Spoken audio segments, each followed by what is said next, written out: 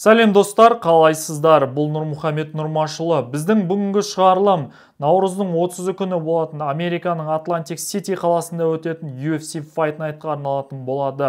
Бұл Fight Night'тың ерекшелігі бұл жолғы Fight Night үлкен аренада көрермендермен бірге өтетін болады. Fight Night'тағы басты main event бұл әйелдер арасындағы 57 кг салмақта өтетін американдық Эрин Бланчфилд пен француздық номері 3 орында тұрған Манон Фюро арасында өтетін кездесу. Біздегі co-main event бұл номері 11 орында тұрған 77 кг салмақтағы бразилиялық Висенте Люке мен осы топ 15-ке кіретін американдық Хоакин Бакли арасында өтетін кездесу болып табылады. Құрметті көрермен, бұл UFC Fight Night өте қызықты болатын Fight Night. Бас аяғы біз бұл жолы 5 кездесуге тоқталатын боламыз. Тамашалаңыздар.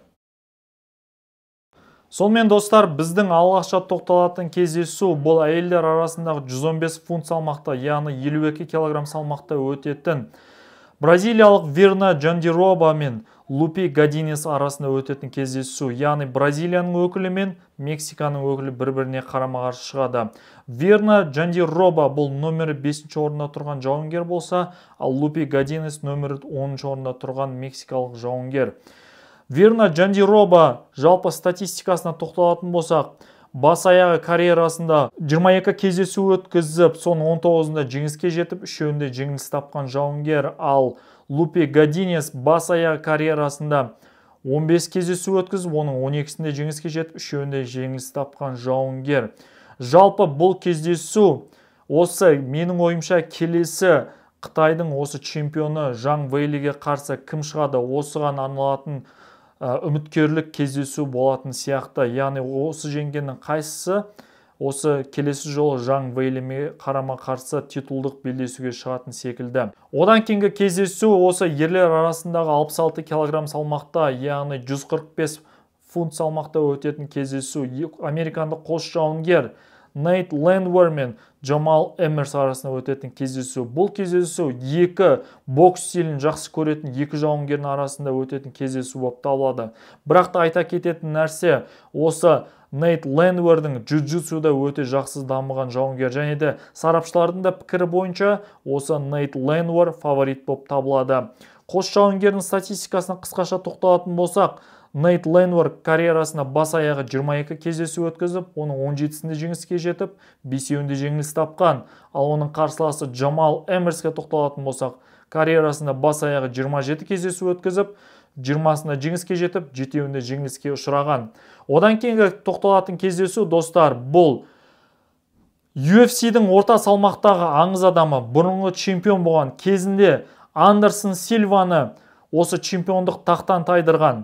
Андерсон Силваны нокаутқа түсірген атақты UFC-дің даңқтар залының мүшесі 185 фунт салмақтың бұрынғы чемпионы Крис Уайдман мен Бразилияның өкілі Бруно Силва арасында өтетін кездесу. Яғни жоғарыда атап өткенімізде бұл кездесу орта салмақ дәрежесінде өтеді. Бұл жердегі фаворит болып әрине Крис Уайдман сәл ғана басымдық көрсетіп тұр. Өйткені неге десеңіздер, осы Бруно Силва да Крис Уайдманды соңғы кездесулерін осы жеңіліспен аяқтаған болатын. Соған байланысты сарапшылардың барлығы бұл екі жауынгердің арасындағы кім фаворит деген сұраққа 50-50 деген қорытындыға келіп отыр. Крис Уайдманның жалпы рекордына тоқталатын болсақ, бұл аңыз адам карьерасында бас аяғы 22 кездесу өткізіп, оның 15-інде жеңіске жетіп, 7-інде жеңіліске ұшыраған. Ал Бруно Силваның рекордына тоқталатын болсақ, бұл жауынгер карьерасында бас аяғы 33 кездесу өткізіп, 23-інде жеңіске жетіп, 10-да жеңіліс тапқан жауынгер. Одан кейінгі біздегі co-main event жоғарыда атап өткеніндей, осы 77 кг салмақта Шавкат Рахмоновтың салмағында өтетін кездесу, номер 11 орында тұрған бразилиялық Висенте Люке мен американдық Хоакин Бакли, яғни UFC Хоакин Баклиға осы топ 15-ке кіруге мүмкіндік беріп отыр. Айта кететін нәрсе, осы Хоакин Бакли бұл кездесуді осы бір айлық көрсеткіште қысқа мерзімде қабылдап отыр. Өйткені жалпы толық жаттығу кемпі негізінде ол 8 аптадан құрайды, ал осы Хоакин Бакли болса 4 апта қалған кезде осы кездесуді қабылдап отыр. Қос жауынгердің рекордына тоқталатын болсақ, Висенте Люке карьерасында бас аяғы бұл жауынгер 32 кездесу өткізіп, соның 22-сінде жеңіске жетіп, 9-ында жеңіске ұшырап, біреуінде тең түскен. Ал одан кейінгі Хоакин Баклейдің рекорды бұл карьерасында 23 кездесу, 17 жеңіс және де 6 жеңіліс. Осы соңғы кездесулеріне тоқталатын болсақ, осы Висенте Люке осының алдында кездесуінде ол Бразилияның атақты жауынгерлерінің бірі кезінде жеңіл салмақта чемпион болған Рафаэль дос Аньесті жеңген болса, ал Хоакин Баклей соңғы кездесуінде бұл жауынгер Алекс Морононы ұтқан болатын. Яғни бұл кездесу 2023 жылдың қазан айында болған екен. Біздегі басты main event, достар. Әйелдер арасында жоғарыда атап өткенде 57 кг салмақта өтетін американдық Эрин Бленчфилд пен француздық Манон Фюро арасында өтетін кездесу.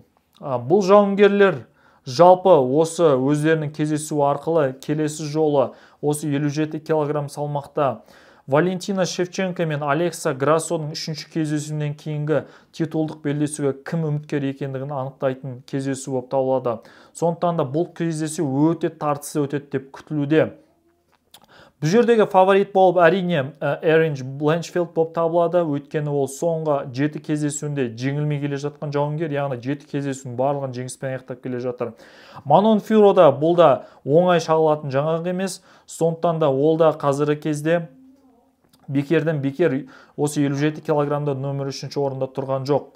Эрин Бленчфилдтың рекордына тоқталатын болсақ, бұл американдық жауынгер карьерасында бас аяғы 13 кездесу өткізіп, оның 12-сінде жеңіске жетіп, біреуінде ғана жеңіліс тапқан. Ал Манон Фюро карьерасында бас аяғы 12 кездесу өткізіп, оның 11-інде жеңіске жетіп, біреуінде ғана жеңіліс тапқан. Міне осындай керемет рекорды бар қыздар осы жолы 57 кг салмақтағы келесі титулға үміткер болатын жауынгерді анықтайтын болады.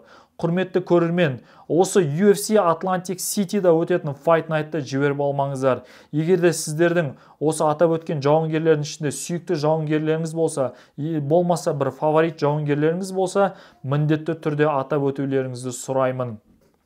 Және де бастысы осы каналға жазылып, лайк басып, комментарий қалдыруды ұмытпаңыздар. Күндеріңіз сәтті өтсін.